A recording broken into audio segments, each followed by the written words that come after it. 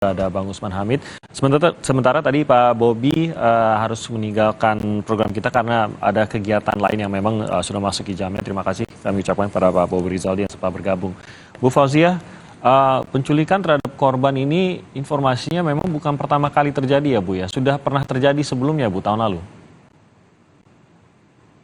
Dari berangkat 2 bulan di kampung, ya, yang kejadian yang pertama. Apa yang terjadi saat itu Bu? Sama juga. Minta tebusan juga, tapi enggak banyak. Enggak dipukul keras sekali. Ditebus sudah. Ancamannya apa waktu itu Bu? Tidak ada ancaman apapun. Dan apakah korban sempat bercerita siapa yang meminta ini? Tidak. Oke, dan saat itu dibayar ya Bu ya? Iya.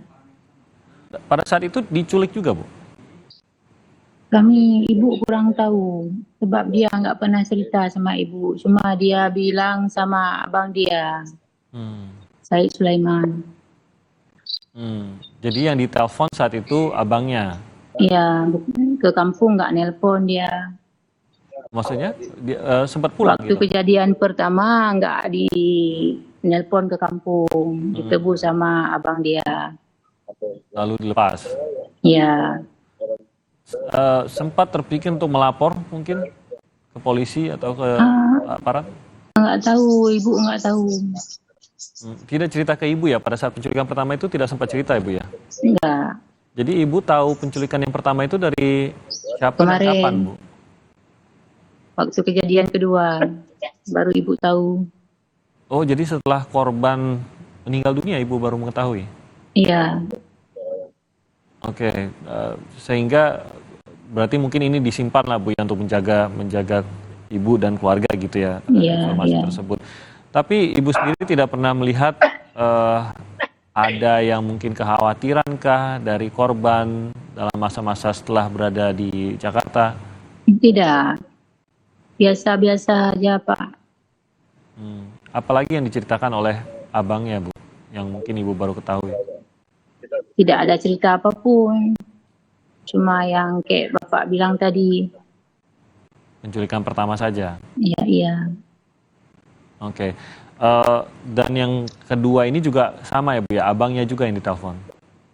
Pertama kami yang tahu dia dirampok, diculik, telepon ke adik dia. Minta tebusan 50 juta, bilang abang udah ditangkap, udah dipukul keras, nggak tahan lagi, cepat-cepat kirim duit. Habis itu kirim video. Beberapa saat menjelang baru nelpon ke ibu. Sambil menangis, dia bilang, mak cepat-cepat kirim duit. Ini saya nggak tahan lagi, saya dipukul keras, sikit lagi saya mau mati. Mau cari kemana uang? Mak tidak ada uang 50 juta. Pinjam ke saudara-saudara kemana-mana aja lah mak. Cepat kirim, saya nggak tahan lagi. Dia nangis keras. Dan itu terakhir komunikasi Bu ya? Ada 3 kali nelpon ke ibu. Yang terakhir berarti ibu yang nelpon ke sana. Yang jawab, yang angkat HP tersangka. Dia bilang ke ibu, cepat kirim uang. Kalau enggak anak ibu cepat kirim uang malam ini. Saya bilang saya kirim uang, saya usahakan. Tapi anak ibu jangan dipukul lagi. Saya cari uang cepat saya kirim. Sebab kami enggak ada uang, jangankan 50 juta, 1.000 pun enggak ada duit. Dibilang orang tersangka itu, kalau enggak kirim duit malam ini, anak ibu dipukul, dibunuh, dibuang ke sungai. Gitu ceritanya Pak. Ibu berarti sempat berbicara dengan pelaku. Sempat mengaku namanya kah? Ya, enggak. Ngaku nama. Dia ngomong cepat-cepat kali.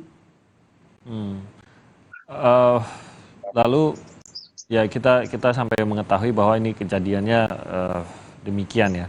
Saat ini sudah ditahan dan akan melalui proses hukum. janjinya memang akan dihukum seberat-beratnya. Apakah ada permintaan dari keluarga terkait dengan proses hukum peradilan yang akan berlangsung? Apakah Ibu kami sendiri akan hadir? mohon sama TNI, sama pemerintah diadili yang seadil-adilnya, dihukum yang setimpal dengan apa yang dia perbuat ke keluarga kami, ke anak kami. Yang seadil-adilnya. Dari keluarga nggak ada maaf. Dari TNI sendiri apakah sudah ada yang menghubungi Ibu atau keluarga? Tidak. Belum ada ya? Ya. Sama sekali. Ya. Oke, saya ke Bang Usman. Kalau kita mendengar detail ceritanya, memang sadis sekali begitu, Bang Usman. Bahkan ini sampai mengulang ya. Ibu baru mengetahui setelah kejadian kedua, tapi sebenarnya ini adalah kejadian yang sudah berulang. Ada keleluasaan bagi pelaku untuk melakukan atau mengulang hal yang sama. Tapi ini dalam proses hukum nanti kita akan mengetahui apakah memang sama persis pelakunya gitu ya. Tapi Bang Usman, mungkin yang harus dipahami oleh masyarakat juga adalah bahwa sebagai anggota TNI bukan hanya tanggung jawab lebih, tapi memang ada kelebihan memiliki senjata, memiliki kemampuan juga secara pribadi, secara fisik lebih daripada warga biasa. Demikian seharusnya begitu. Ini apakah Anda melihat hanya penyalahgunaan wewenangkah atau memang sudah benar-benar masuk pidana terlepas dari orang tersebut TNI atau tidak? Rasa-rasanya ini memang bukan suatu hal yang pantas dilakukan oleh siapapun, apalagi anggota TNI, Bang Usman.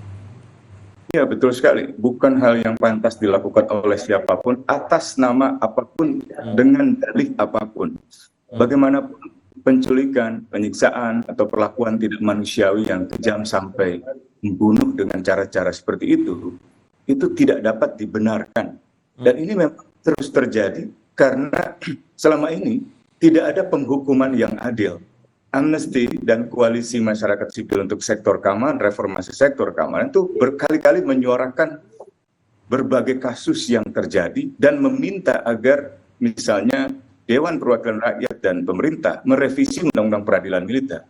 Karena tanpa ada pembenahan sistem penghukuman di dalam ranah peradilan militer ke peradilan umum, tidak akan ada perasaan gentar atau jerah untuk melakukan tindakan yang sama.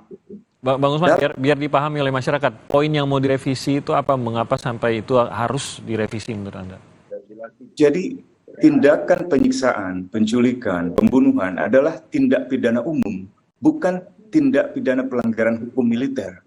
Kalau pelanggaran hukum militer itu membocorkan rahasia negara, melawan perintah atasan, atau membuat kerusakan di tangki militer, kompleks militer, asrama militer, atau misalnya di sebuah pangkalan militer.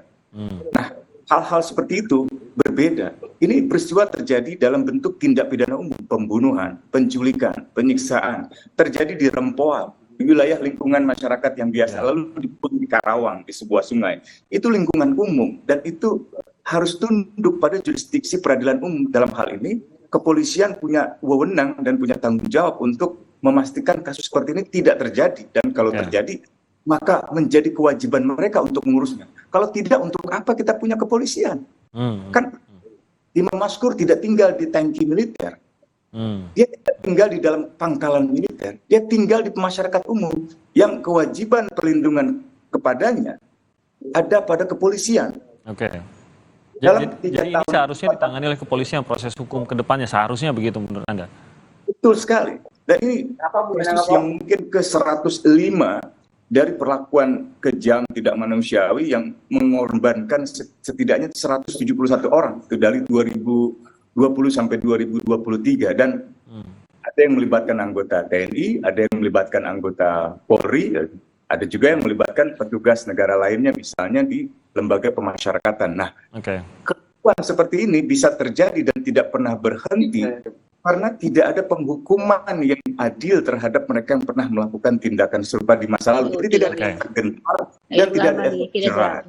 Oke, nah realistisnya Bang Usman, proses peradilan yang akan sesuai dengan undang-undang yang menurut Anda akan dilakukan, walaupun tadi Anda menggambarkan seharusnya polisi mengambilnya dan melalui hukum pidana umum, tapi realistisnya seperti apa yang akan dilihat oleh Ibu Fauzia dan keluarga? Pertama, sebenarnya Presiden Jaksa Agung itu punya wewenang lebih untuk menentukan jurisdiksi peradilan mana yang misalnya harus diterapkan dalam perkara ini gitu. Dan memastikan hakim-hakimnya nanti punya integritas sehingga bisa memberikan proses pembuktian dan hukuman yang adil. Lalu dalam jangka panjang DPR dan pemerintah perlu membentuk sebuah tim kerja, bahkan di DPR sendiri perlu membentuk panitia khusus antara Komisi 1 dan Komisi 3 untuk revisi Undang-Undang Nomor 31 tahun 97 tentang peradilan militer. Jadi tidak ada lagi orang atau siapapun yang hanya karena dia anggota TNI, anggota Polri atau aparatus pemerintah merasa kebal hukum, merasa di atas hukum untuk melakukan tindakan yang tidak manusiawi. Ya, karena sesungguhnya tidak ada yang di atas hukum. Itu sebenarnya seharusnya begitu. Bang Usman, terima kasih banyak atas waktunya. Ibu Fauzia, sekali lagi kami mengucapkan turut belasungkawa. Semoga bisa mendapatkan keadilan atas tewasnya anak ibu. Dan semoga proses hukumnya benar-benar komitmen transparan dan seadil-adilnya ini benar-benar dipegang oleh aparat hukum yang akan menangin dan juga ikut termasuk peradilan. Bu Fauzia, terima kasih banyak atas waktunya pagi hari ini. Bang Usman, terima kasih atas waktunya, dan juga tadi ada Pak Bobi Rizaldi yang juga bergabung bersama kami. Kami akan kembali lagi dalam kesempatan lain. Selamat pagi. Saudara, kami akan kembali lagi dengan informasi di Kompas Bisnis. Ada 11 perusahaan yang terindikasi menjadi penyebab polusi udara di wilayah Ibu Kota Jakarta. Kementerian Kehutanan dan Lingkungan Hidup KLHK hanya memberi sanksi administratif. Selengkapnya di Kompas Bisnis bersama Pascal Siswali. Selamat pagi.